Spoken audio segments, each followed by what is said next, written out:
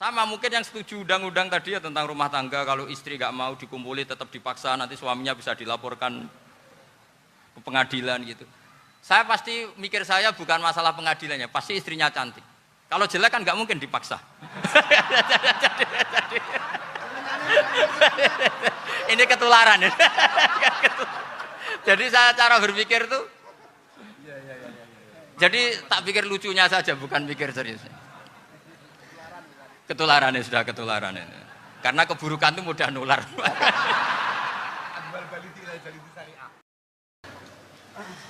Begini, sebetulnya saya membela semua umat Islam itu ahlul jannah. Karena saya ini ibarat marketing. Kalau orang Kristiani itu kan setiap orang mati sudah tenang bersama Bapak di surga. Jadi kampanye itu menarik sekali. Sementara kita sudah kiai, sudah imam masjid, sudah ulama, masih saja dikhawatirkan su'ul khotimah. Ini kalau kampanye ini tidak imbang, ini nanti saya takut kalah. Makanya saya bilang pokoknya semua orang mukmin itu ahlul jannah. Karena memang asli hadisnya seperti itu, man qala la ilaha illallah dakhalal jannah. Bahwa kemudian ada beberapa kiai yang mungkin wataknya itu pesimis, kemudian bikin sekian aturan-aturan yang sebetulnya itu cerminan dari pesimisnya, terus akan-akan masuk surga itu susahnya bukan main. Nah itu saya tidak setuju, karena tadi pasti kalah dengan kampanye sebelah yang setiap orang mati dibilang sudah tenang bersama Bapak apa? Di surga. Jadi ini penting. Terus kedua saya bilang agama ini sudah begitu baik. Masa kunci surga sudah dibocorkan, miftahul jannah la ilaha illallah. Masa sudah pegang kuncinya nggak jadi masuk surga, itu kan aneh. Ya sudah masuk saja, tapi tidak usah minta bantuan saya, masuk aja, kan sudah pegang kuncinya. Terus ketiga, kenangan terburuk saya ketika jadi kiai itu gini, saya ada beberapa guru SD datang ke saya. Ini agak-agak masalah besar. Gus, boleh nggak buka ujian nasional yang masih disegel? Semua guru bilang nggak boleh, itu kriminal kan. Ada satu guru yang bikin analogi agak kacau. Boleh saja. Wong ujian di kuburan saja dibocorkan para kiai nggak apa-apa. Itu.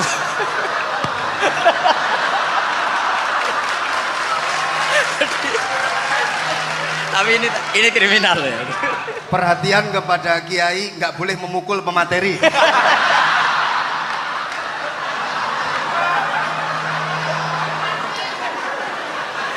Jadi tentu itu analogi yang salah kan. Marrobuka kan, Tuhan kamu siapa, Nabi kamu. Tuhan kamu siapa, Nabi kamu siapa, imam kamu siapa. Ini kan sudah dibocorkan oleh para kiai. Artinya apa? Nak raiso jawab kebablasan gitu. Terus guru ini berpikir kalau ujian akhirat sekrusial itu saja bisa dibocorkan, kenapa ujian nasional tidak boleh? Tentu ini kias yang salah, saya tidak ngajari seperti itu. Tapi saya ngajari ke kalian betapa mudahnya masuk surga. Kunci jawaban sudah dikasih, kunci pintu masuk sudah dikasih. Kok sampai tidak masuk, ini kebablasan. Paling salah gurunya. Jadi ini kenapa saya sering cerita orang mukmin semuanya itu min ahlil jannah, itu saya jamin. Sama tidak usah takut su'ul khotimah, tidak usah takut berlebihan seperti itu. Karena setahu saya, setidaknya saya mewakili ulama zaman ini. Rata-rata guru kita ini bermadzhab Syadzili dalam berkeyakinan berpikir tentang Allah. Di antara ini yang mulai saya ngomong serius, supaya tadi kan guyonannya sudah diambil Gus Reza sama Gus Kausar. Saya tahu kenapa mereka guyon. Kalau ngomong serius takut kalah sama saya.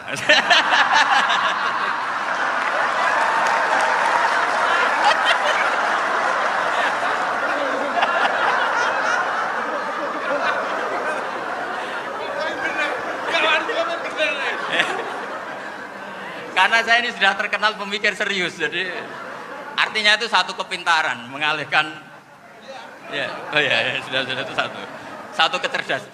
Tidak hanya ngalim tapi butuh cerdas. Jadi itu bukti beliau ini cerdas itu.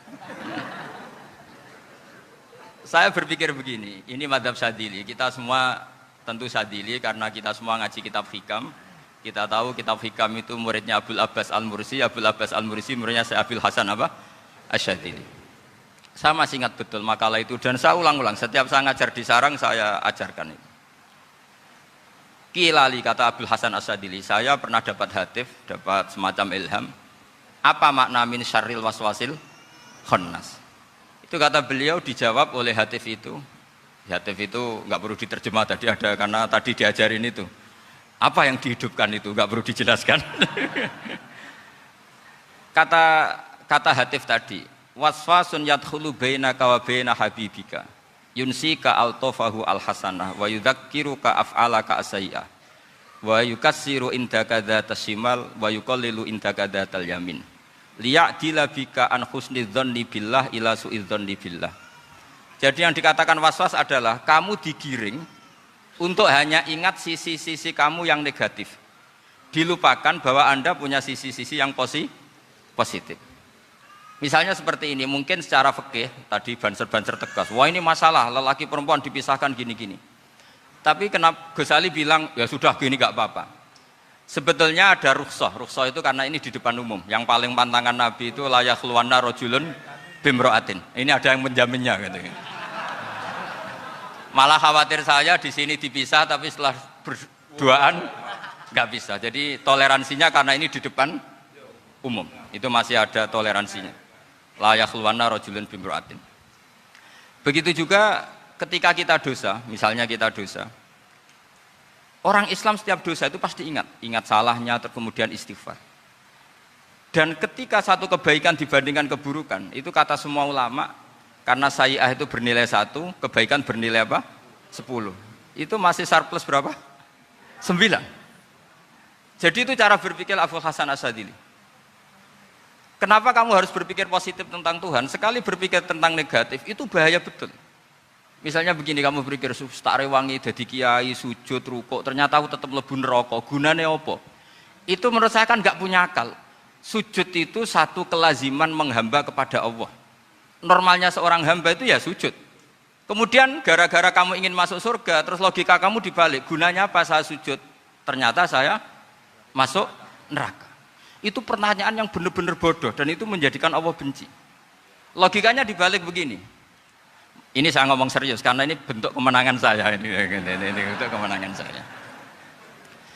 Saya berkali-kali ngomong di kota pelajar di Jogja karena banyak pengujinya juga. Bukan sekedar pendamping tapi penguji. Banyak yang profesor, bukan sekedar dokter, banyak yang profesor. Jadi biar ini dok. Begini, saya pernah ditanya sama seorang dosen, Gus, saya ini ngaji hadis banyak, tapi ada yang saya tidak paham, yaitu mangqala la ilaha illallah dakhalal jannah, ada kalimat wa in zana wa in saraka. Meskipun pernah zina, pernah maling. Ini kan seakan-akan mentoleransi perzinaan dan pemalingan. Terus saya bilang, oh makna hadis itu seperti ini. Jadi kebenaran absolut, kebenaran yang mutlak itu tidak akan terganggu oleh status perilaku seseorang. Saya berkali-kali memberi contoh. Orang yang ditangkap KPK akan bilang 1 tambah 1 2. KPK-nya juga bilang 2. Rivalitas dalam politik, Pak Prabowo ya bilang 2, Pak Jokowi juga bilang 2. Orang yang zaniyah, yang lonte pun akan bilang 2. Muftinya juga bilang 2. Ketua MUI-nya juga bilang 2. Artinya gini. Kebenaran yang absolut adalah kebenaran yang siapapun akan meyakini seperti itu. Seperti 1 ditambah 1, 2. Kamu punya musuh bilang 2. Kalau ibu-ibu ini punya maru, ya marunya bilang 2 tadi tambah mama. Enggak tahu saya terjemahnya apa tadi. Nah, kebenaran yang absolut itu kebenaran yang siapapun pasti mengakui. Dan uniknya begini, saya pernah ngaji acara himmah, acara pondok sarang di Demak. Kalau kamu bilang 1 ditambah 1 menjadi 2, untuk mengatakan 2 itu kamu butuh hadiah enggak? Mereka semua jawab enggak. Kita semua juga saja mengatakan tembok itu putih. Kenapa? Karena memang putih. Kita mengatakan 1 tambah 1 2 karena memang kita tanpa presentasi dapat hadiah, dapat penghormatan. Kenapa untuk mengatakan Allah itu Tuhan kita butuh surga? Memangnya kalau tidak ada surga Allah tidak jadi Tuhan? Ini problem orang soleh-soleh yang terlalu pesimis. Makanya nanti orang-orang soleh itu masuk surganya berat. Tapi kalau orang alim lebih gampang kira-kira seperti itu. Iya, karena kan imannya lebih bagus.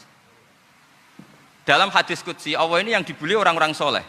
Laulam akhluk jannatan wala naron alam akun ahlan an uto'ah, dalam hadis qudsi itu. Kalau saja saya tidak menciptakan surga dan neraka, apa saya tidak jadi Tuhan yang perlu ditaati? Apa kalau kamu tidak saya kasih uang 1 juta terus bilang 1 tambah 1 11? Enggak kan? Tetap bilang berapa? 2. Kalau kebenaran absolut yang 1 tambah 1 kamu bilang 2 meskipun tanpa mendapat hadiah. Kenapa untuk bilang Allah Tuhan kamu butuh hadiah surga? Itu kan serah ikhlas belas. Makanya saya terus mengajarkan ikhlas. Ikhlas itu bisa dilatih dengan akal, dengan pikiran, bil ilmi lah. Harus dilatih. Nah di sini ini momen atau makna yang mestinya harus difahami wa inzana, bahwa kalimat ini sah meskipun dilafatkan seorang yang pernah zina. Sama seperti 1 tambah 1 2 sah, diucapkan siapa saja sah. Dan siapapun akan mengucapkan itu secara ikhlas. Ini penting saya utarakan. Sehingga setelah ada firqah-firqah takfiri yang mengatakan orang megang keris itu syirik, ke kuburan syirik, ini syirik. Itu salah besar. Salahnya adalah tadi kalimat-kalimat atau kebenaran-kebenaran absolut ini sudah jadi sibghatullah man ahsanu minallahi sibghah. Kalimat ini begitu absolut di hatinya orang mukmin. Sehingga ketika terganggu oleh hal-hal yang adat istiadat kayak pegang keris, kayak apa, ini tidak mengganggu. Tetap kualitas iman ini di atas keyakinan adat membawa apa keris. Kalau orang membawa keris menjadi syirik karena percaya sama makhluk. Orang misalnya kejawen kalau nggak bawa keris nggak nyaman. Orang kota itu kalau nggak bawa ATM juga nggak nyaman. Itu tidak dihukumi syirik. Kamu pergi lupa bawa HP nyaman enggak? Enggak, kenapa tidak dihukumi syirik?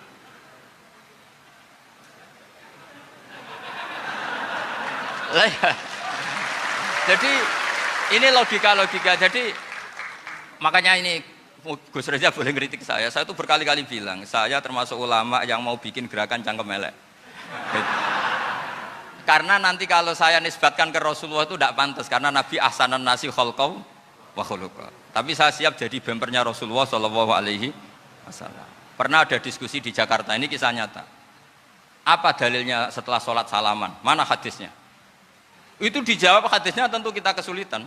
Kalaupun ada hadisnya dhaif semua yang masalah musafahan. Akhirnya mau tidak mau dijawab pakai cangkem elek. Boleh enggak kamu setelah salam nyalain HP yang off? Boleh. Boleh enggak ke kamar mandi? Boleh. Oh berarti kencing boleh, nyalain HP boleh, yang enggak boleh itu ingat Allah. Karena mereka mengkritik wiridan, ngeritik salam. Akhirnya mikir deh.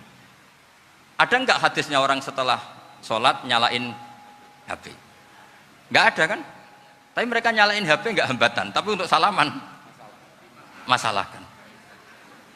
Ke kamar mandi boleh, tapi untuk wiridan enggak boleh. Akhirnya mereka sadar, oh iya. Lama-lama dibisiki gini yang kelompok itu.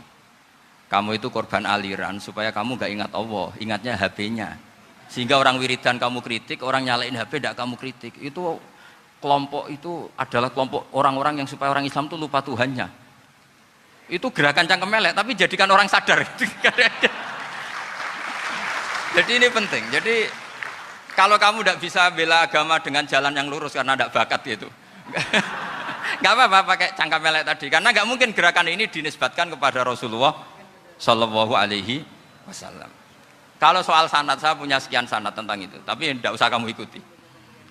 Ada orang tanya, ya Pak Kiai kalau setan dibakar di neraka panasan enggak? Ya panasan. Lo kan setan dari api, ngapain harus panasan? Kan materinya sama. Terus Kak Kiai tadi nggak kesulitan, dia ngambil pasir disawur di wajahnya.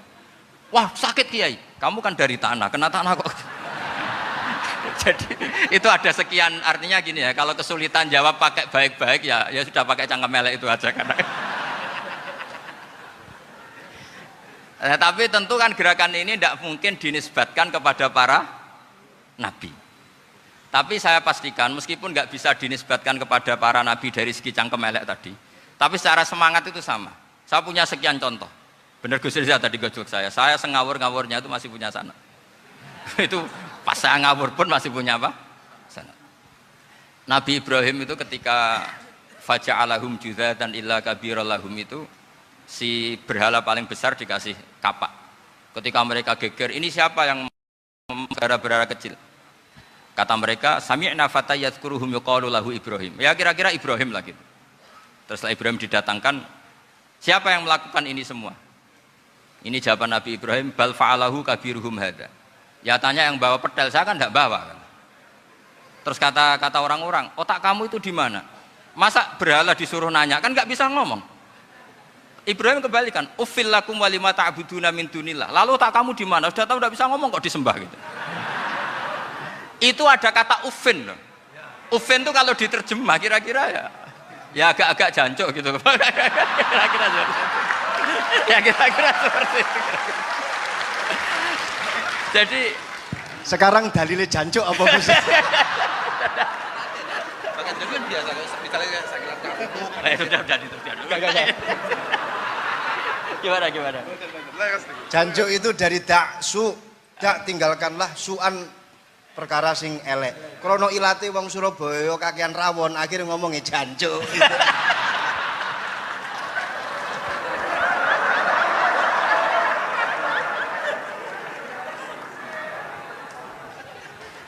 Jadi mulai dulu melawan kebatilan itu harus pakai logika yang vulgar. Karena memang nggak mungkin dengan bahasa-bahasa priayi itu nggak mungkin. Dan ini penting saya utarakan. Nah, kalau nanti nggak mungkin dinisbatkan kepada Rasul karena Nabi adalah ahsanan nasi khalqa wa khuluqa, kita yang ngambil alih saja. Gus Reza, saya, Gus Hasan ini cara cangkem elek kan pantas. Luas. Selain bakat ya sudah natural. Karena memang itu cara kita menjelaskan kebenaran. Saya ulang lagi, itu cara kita menjelaskan apa? Kebenaran. Mau tidak mau. Saya pernah ditanya sama seseorang, Gus, beberapa nabi itu kan poligami itu bukti hipersek. Karena yang tanya itu orang nasionalis, nggak pati senang Islam. Terus tak balik tanya, perempuan itu makhluk lemah enggak? Ya lemah. Kalau nolong lama satu itu gimana? Ya baik. Kenapa nolong dua jadi tidak baik? Harusnya kalau nolong tiga tidak baik. Tapi saya tidak dukung poligami. Ini cerita. Setidaknya mereka jadi ingat. Saya itu pernah ditanya agak-agak orang ateis. Dia benci Islam tapi neliti Islam. Pertanyaan kedua, kenapa dalam perang itu seakan-akan Nabi itu perampok? Hartanya orang kafir disita kemudian menjadi ghanimah. Itu kan kayak ngerampok. Terus saya tanya gini, kalau ada penjahat ke rumah kamu, kemudian pakai senjata api, setelah kamu ringkus, itu senjata api kamu kembalikan apa kamu sita?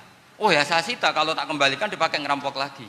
Ya sama seperti itu, kalau kekuatan mereka dikembalikan, akan dipakai kekuatan mereka lagi. Jadi, ya lagi-lagi ini kemenangan orang serius.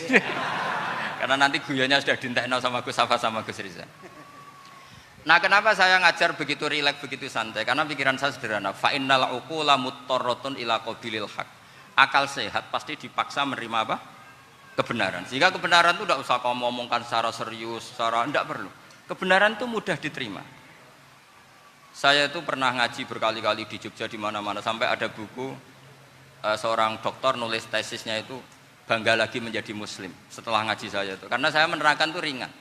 Orang Islam itu harus mencintai Allah. Ciri utama cinta itu tidak tegang, rileks. Saya bilang begini, kalau kamu pernah 1 tahun digratisi orang rumah, makanan, kamu kira-kira itu mudah nggak mencintai orang yang berjasa sama kamu minjemin rumah dan ngasih makan gratis? Mudah kan? Apalagi kita ini mudah mencintai orang yang minjemin mobil 1 tahun, ngasih rumah 1 tahun, apalagi selamanya. Kenapa kita tidak mudah mencintai Allah yang memberi kita bumi, air, oksigen, semuanya kita dikasih Allah. Akhirnya mereka mikir, wong mencintai seseorang yang ngasih dalam durasi 1 tahun saja mudah, apalagi mencintai Allah yang ngasih kita tanpa batas. Itu disebut walladzina amanu asaddu hubbal lillah. Orang mukmin itu mudah sekali mencintai Allah. Caranya dilatih tadi. Kita mudah mencintai orang yang berjasa sama kita. Kenapa tidak mudah mencintai Allah yang tentu jasanya lebih besar? Nah, karena akhir-akhir ini banyak orang yang terlalu nazir, terlalu kata Nabi kan basyiru walatu nafiru yasiru walatu asiru. Sehingga saya bikin gerakan. Pokoknya semua orang mukmin pasti masuk surga. Nanti soal ada kesalahan-kesalahan kecil yang menjadikan orang su'ul khotimah itu sifatnya kehati-hatian. Jangan menjadi hukum. Hati-hati itu tidak menjadi hukum. Kalau kamu nyupir hati-hati itu bukan berarti pasti kecelakaan, enggak. Hati-hati itu ya hati-hati saja, tidak menjadi hukum. Ini penting saya utarakan karena kubu sebelah kampanyenya sudah tadi, setiap mati pasti tenang bersama Bapak di surga. Sementara kita mau kampanye, kamu sholat tidak mesti diterima, haji tidak mesti diterima, jadi kiai tidak mesti masuk surga. Coba kalau kita kampanye gitu terus, yang mau jadi muslim itu siapa? Jadi ini sudah tak perhitungkan matang-matang saya milih mazhab seperti itu. Ya ini saya pikir sudah, ini pembandingnya supaya punya waktu. Saya suka sekali. Nah ini yang sesi terakhir ya, sesi terakhir. Saya akan cerita fikih karena Nyun sewu Gus, ada iklan sebentar dari ibu-ibu, pentolan mic kurang dekat ke mulutnya Gus Baha. Sehingga suaranya tidak terdengar sampai ke belakang. Oh, gitu, pentolannya didekatkan Gus Oh, ke mulut. ini kalau ngomong konotasinya itu mesti nyerempet. Sudah apa ya? Sudah ahlinya di situ. Ya malah ada di situ.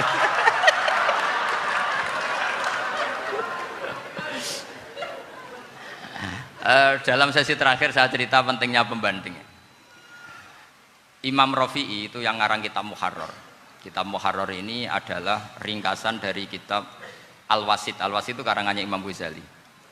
Al-Wasit sendiri ini khas ngaji NU, karena NU maknanya Nahdlatul Ulama, gerakan para ulama. Jadi kalau nggak ngerti alim-alim seperti itu ya ada NU. Sebenarnya sampai itu pasnya Nahdlatul Ummah, gerakan umat. Tapi kan sudah jadi partai politik Nahdlatul Ummah. Karena yang katakan NU itu Nahdlatul Ulama, gerakannya para ulama. Imam Rafi'i itu berpendapat sujud itu cukup pakai batuk, pakai jidat.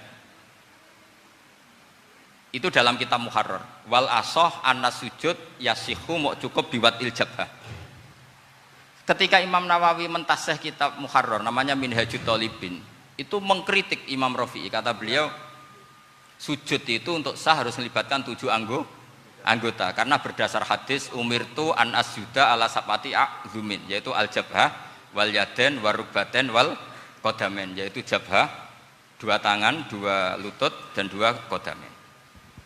Akhirnya saya ngecek di kitab asli, Imam Rafi'i termasuk Ashabut Tarjih dan Imam Nawawi. 2 orang ini khilaf. Kan nggak mungkin kita sebagai musokhehnya, karena yang khilaf ini 2 ulama besar, satu Imam Rafi'i, satu Imam siapa? Nawawi. Kita tidak bisa hanya ngikuti Fathul Mu'in yang mengatakan idzakhtalafan Nawawi war Rafi'u kudiman Nawawi, tidak bisa, karena Imam Nawawi ini sering nginduk sama kitabnya Imam Rafi'i karena senior Imam Rafi'i. Setelah saya cek di kitab kitab asli Mamba ya, satu sumbernya semua mazhab apa? Syafi'i. Ternyata Imam Syafi'i nak ngedikan hanya begini. Wa uhibbu, saya suka setiap orang Islam sujud itu melibatkan 7 anggota karena itu aman, pasti sah. Tapi wayah tamilu, kata beliau, tapi mungkin saja sujud hanya watul jabah itu sah. Kenapa kata Imam Syafi'i? Liqaulihi sallallahu alaihi wasallam atau li du'aihi apa sallallahu alaihi wasallam fi sujud sajadalaka wajhi wa sam'i wa basori. Nabi ketika sujud itu hanya berdoa, ya Allah sujud kepada engkau wajhi wa sam'i wa basori. Nabi tidak menyebut wayadi wa rubati wa qadami. Sehingga saya berkali-kali bener kata Gus, saya ini pembela umat sing sujude 7 anggota ya tak lem, pantes dadi Rais Suriah. Itu. Yang sujudnya batuk tok ya tetap sah ngikuti madhabnya Imam Rafi'i. Meskipun itu tidak saya anjurkan. Tentu tidak saya anjurkan. Alasannya Imam Syafi'i tadi, Rasulullah pernah berdoa dengan kata-kata sajadalaka wajhi, bukan diteruskan wayadi warubati wakoda. Sehingga fal khilaf huna bakin ala khiddati kalau dalam bahasa fikih. Khilaf biar tetap sesuai aturan khilaf masing-masing. Enggak perlu kamu menggugurkan pendapat Rafi'i yang mengesahkan sujud hanya pakai jabah. Ini penting karena tadi seperti saya katakan, yang sujud anggota itu ya masuk swarga mergo pintere, sing nganggo bathuk tok yang mlebu swarga mergo gobloke tadi, karena aksaru ahlil jannah al-bulhu. Nah ini madhab saya. Jadi saya itu ingin umat Islam itu baik-baik saja. Iya betul. Madhabin jenengan. Ya. Karena tidak mungkin lah kita tidak bela Islam di zaman akhir, tidak mungkin kan tadi kubu sebelah kampanyenya sudah seperti itu. Kalau kita ngomong ikhtiyat, kiai ra mesti mlebu swarga, sing salat ngethuk ra mesti husnul khotimah, wah akan jadi repot. Saya ini pengagum teori ikhlas, dilatih bil ilmi, saya ulang lagi, dilatih bil ilmi. Saya ini malunya tadi saya mengatakan 1 tambah 1 2 itu meskipun tidak ada yang memberi hadiah tetap saya katakan 2. Saya mengatakan air itu dingin, tidak ada yang ngasih hadiah, saya akan bilang kalau air itu dingin, kalau api itu panas. Untuk hakikat-hakikat seperti itu saja saya jujur tanpa ingin imbalan. Tapi ketika hakikat mengenai Allah kok saya minta imbalan surga dan neraka, ini apa-apaan? Kira-kira gitulah, Rois Suriah macam apa gitu.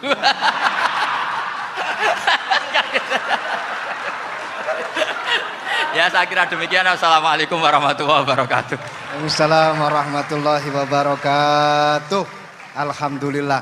Baru kali ini ada seminar yang dikritik terus sama pemateri itu pendampingnya. Mestinya pembandingnya. Tapi luar biasa para milenial semuanya, Masya Allah, terlihat wajah-wajah surga di majelis ini. Walaupun toh yang hadir tidak semuanya milenial, ada post milenial juga di sini. Ada yang Gus dan juga ada yang Kiai. Kalau Gus biasanya kan masih bisa tolah-toleh, kalau Kiai harus fokus. Tapi yang paling fleksibel di PWNU Jawa Timur, yang paling enak itu adalah beliau, Kiai Haji Agus Ali Mazhuri. Enaknya pripun? Dadi Kiai ya iso, dadi Gus ya iso. Itu posisinya paling enak di antara pengurus-pengurus yang lain. Tepuk tangan untuk beliau, enggak apa-apa. Langsung saya buka pertanyaan. Yang ditanya 2 orang, jangan pendampingnya. Yang ditanya 2 orang. Kalau enggak Gus Baha, Gus Kausar. Saya hitung sampai 10, enggak ada pertanyaan, kita tutup dengan doa. 1, 10. Ada yang 2 mawon nggih, pertanyaannya 2. 1, monggo. Yang perempuan, saya ingin yang perempuan, monggo. Sudah 2. Silakan.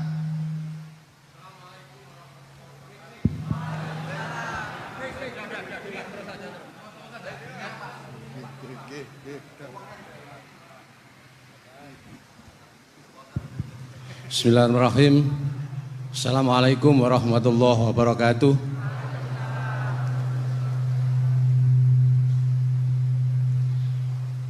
Yang saya ingin tanyakan kepada Gus Baha, saya itu sering ngaji lewat YouTube panjenengan Gus.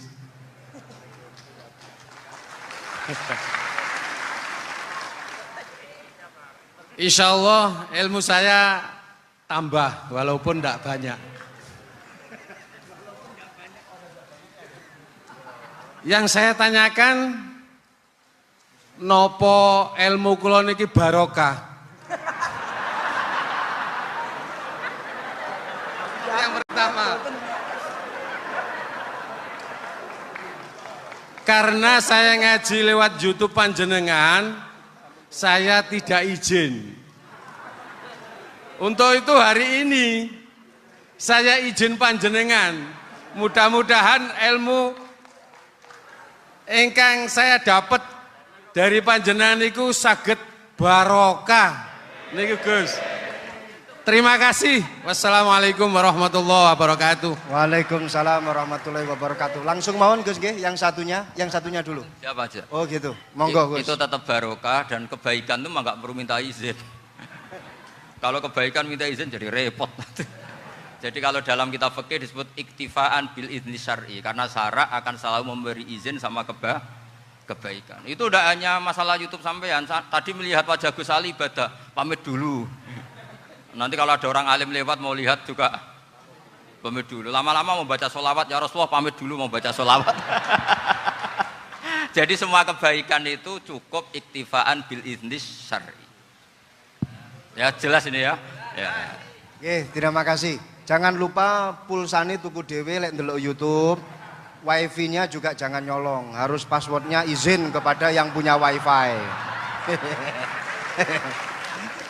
Baru nanti 100% barokah. Mbak yang belakang bisa berdiri. Yang mau tanya tadi. Ya, silakan. Bismillahirrahmanirrahim. Assalamualaikum warahmatullahi wabarakatuh. Mohon izin Yai Gus, saya di sini mau tanya, selain sebagai pelajar santri, saya juga sebagai seorang mahasiswi di salah satu universitas di Surabaya. Yang saya tanyakan sebagai pemuda milenial, kita semua tahu bagaimana keadaan demokrasi negara Indonesia saat ini. Yang saya tanyakan, bentuk dari hubul waton minal iman. Hubul waton di sini, bolehkah saya sebagai seorang mahasiswi menyuarakan pendapat saya, berjuang bentuk ijtihad demi keadilan berupa demonstrasi?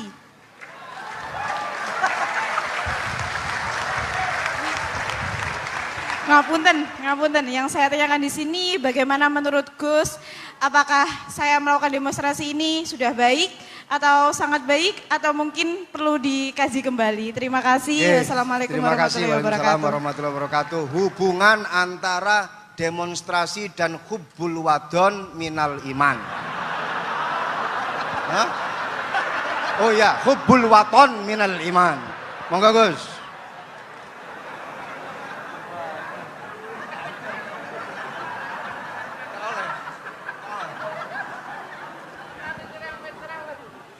Ini benar-benar ahli. Begini kan, demonstrasi itu kan makna pokoknya itu kan apa? Memperlihatkan. Makanya demonstrasi kekuatan maknanya ya show ya, memperlihatkan satu apa? Kekuatan. Sehingga kalau dalam Islam itu ya fleksibel, asal itu tidak merugikan orang lain, tidak anarkis, tidak mandorot bagi kelompok lain tentu boleh.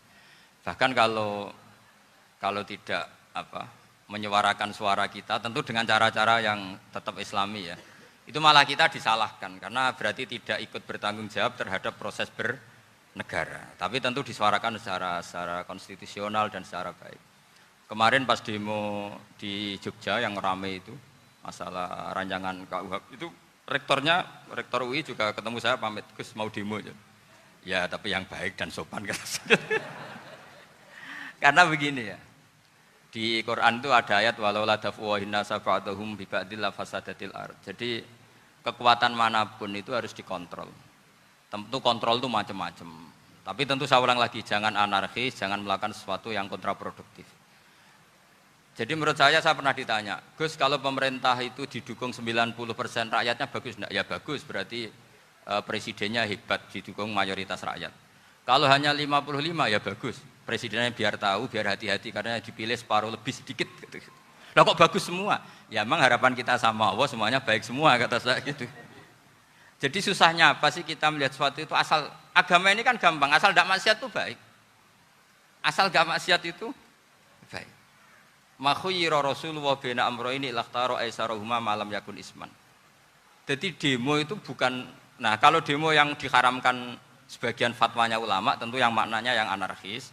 Kalau yang dihalalkan tentu maknanya yang tertib. Itu biasa dalam hukum fikih.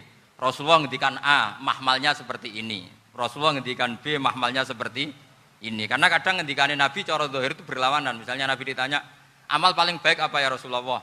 Nyaur utang gitu. Karena biasa yang ngemplang mungkin yang tanya itu tukang. Tapi kadang Nabi jawab birrul walidain. Kadang jawab as-sholat li awwali waktiha. Karena penanyanya ini beda. Kan nggak tahu sholat. Gimana? Cinta pun nggak tahu sholat. Ya, cinta kok nggak tahu sholat kata beliau. Kan gitu. Jadi ini penting saya utarakan karena zaman Nabi itu ya biasa Nabi misalnya ngendikan sesuatu gitu. Terus ada juga sahabat yang memperlihatkan pendapatnya, tapi tidak niat bantah. Masyhur itu dalam tarikh. Saya beri contoh yang masyhur itu. Nabi pernah sholat duhur itu 2 rakaat. Sebagian riwayat mengatakan asar, tapi yang lebih kuat itu duhur. Setelah 2 rakaat Nabi sholat, itu akabirus sahabat papan atas itu tidak ada yang ngendikan karena mereka sopan semua, tahu etikal. Setelah Nabi pulang sudah dekat pintu, ada sahabat yang berdiri. Ya Rasulullah, aku siroti sholatu amnasita. Ini sholat model kosor, apa engkau lupa? Tapi sahabat yang nggak tanya, ini niatnya malah lebih agak-agak buruk. Baguslah kalau sholat terbaru 2, berarti besok ya 2. Karena pakai teori nasah mansuh, berarti hukum itu pakai yang terbaru. Jadi gayanya tidak tanya, tapi lebih sama mungkin yang setuju undang-undang tadi ya tentang rumah tangga, kalau istri nggak mau dikumpuli tetap dipaksa, nanti suaminya bisa dilaporkan ke pengadilan gitu. Saya pasti mikir saya bukan masalah pengadilannya, pasti istrinya cantik. Kalau jelek kan nggak mungkin dipaksa. Ini ketularan. Jadi saya cara berpikir tuh, jadi tak pikir lucunya saja, bukan pikir serius. Ketularan ya sudah ketularan ini. Karena keburukan itu mudah nular. Akhirnya Nabi kembali lagi, enggak, kullu dzalika lam yakun, semua itu enggak terjadi. Tapi Nabi sebagai orang yang sangat, ya sebenarnya enggak boleh dibahasakan sangat demokratis, sangat bijak. Nabi kembali lagi ke mimbar terus tanya, ahakun maqalahu dzulyaten, apa betul yang dikatakan dzulyaten tadi? Kata sahabat semua, betul ya Rasulullah, tadi engkau sholat hanya 2 rakaat. Nabi kemudian takbir lagi, meneruskan 2 rakaat terus salam. Artinya kalau demonstrasi itu dengan makna mengutarakan pendapat dengan cara yang dijamin konstitusi, ya itu kan normal-normal saja, nggak ada masalah. Saya pernah derekno bapak, itu ada pertanyaan yang benar-benar mengusik saya. Ada orang miskin datang ke bapak, Pak Yai, jadi wong melarat itu ra enak. Sajane ya wis suwe dadi wong melarat ra enak. Itu pas Ramadan. Kenapa kata bapak? Bapak saya itu teman akrabnya Gus Ali, itu senengannya ya guyon, mau meninggal aja masih guyon. Bapak itu guyon terus. Kenapa aja? Sudah puasa nggak makan, buruh orang, macul itu kan berat. Mau istirahat nggak boleh karena buruh orang. Enak jadi wong sugih puasa diam di rumah gini-gini terus. Terus kata bapak saya gini, enak wong melarat. Jadi wong sugih nak puasa berat. Kok sakit ya? Esok mangan pecel, awan rawon. Enggak sore sidik sate. Jadi yang harus ditinggalkan itu banyak. Nak sampean kan biasa meninggalkan itu semua. Semenjak itu dia, oh iya, nak ngono podo-podo abot. Jadi hasutnya pada orang kaya terus nggak ada. Nah ini pentingnya ilmu. Jadi pentingnya pendamping tadi itu. Setelah diberi jelasan, oh maturun ternyata podo-podo abot gitu. Dia nggak tahu susahnya jadi orang kaya. Ya sama seperti tadi. Ya saya puasa. Kerja gini-gini bojo sitok elek terus dari yang bojone 4 cantik semua abot aku. Karena harus ninggalkan 4 yang cantik tadi yang bisa menghidupkan tadi itu. Itu kan juga demonstrasi, artinya mengutarakan apa yang, jadi itu saya pikir seperti itu. Ya ini, mohon gitu aja ya. Assalamualaikum warahmatullahi wabarakatuh.